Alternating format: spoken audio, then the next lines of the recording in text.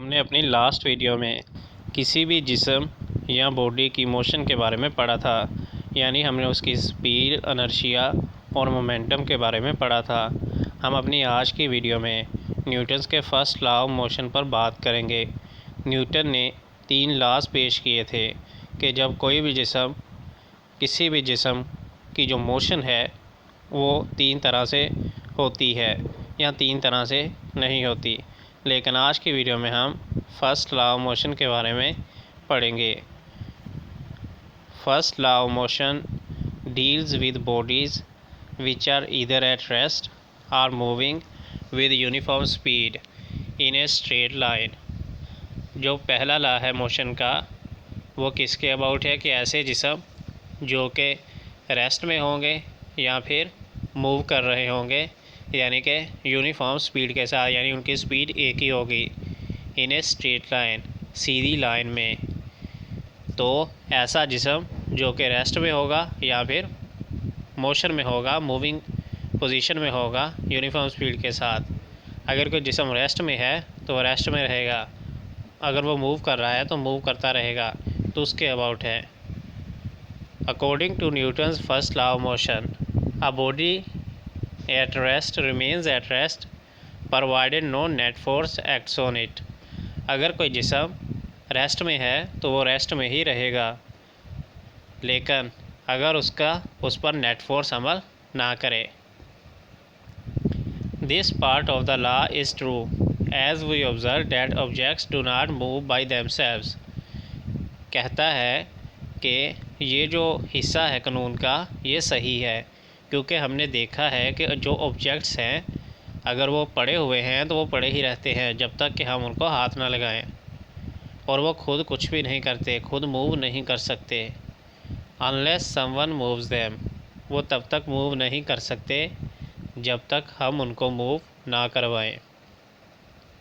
For example, a book is laying on A table.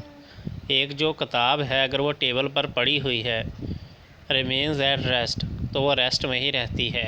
As long as, तब तक, no net force acts on it, जब तक उस पर कोई नेट फोर्स अमल ना करे।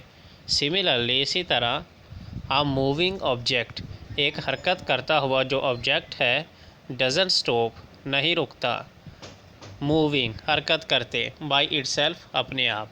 अगर कोई जिस्म हरकत कर रहा है तो वो अपने आप नहीं रुकता, उसे रोकना पड़ता है।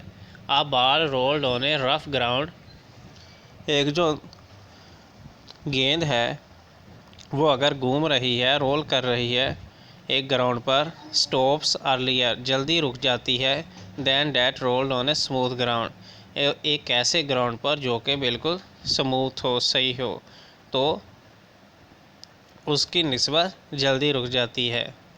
इसकी क्या वजह? इसकी यही वजह है कि उस पर कोई फ़ोर्स अमल करे। फॉर एग्ज़ाम्पल, आप जो हैं एक गेंद पानी में जब डालते हैं तो वो जल्दी रुक जाती है, लेकिन वही गेंद अगर आप पानी के बगैर वाली जगह पर मारते हैं या उसको मूव करवाते हैं तो वो जल्दी नहीं रुकती, क्योंकि पानी जो है उस पर कोई फ़ोर्स लगा रहा है।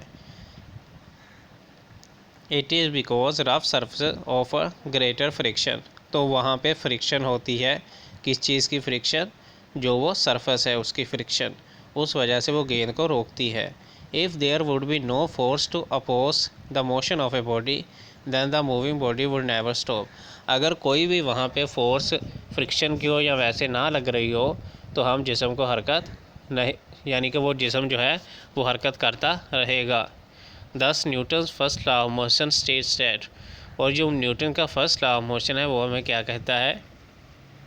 A body continues it's state of rest, एक जिस्म जो है अपनी जो सब्र की हालत है, रेस्ट की हालत में वो जारी रखता है, यानी कि वो रेस्ट की हालत में ही रहता है।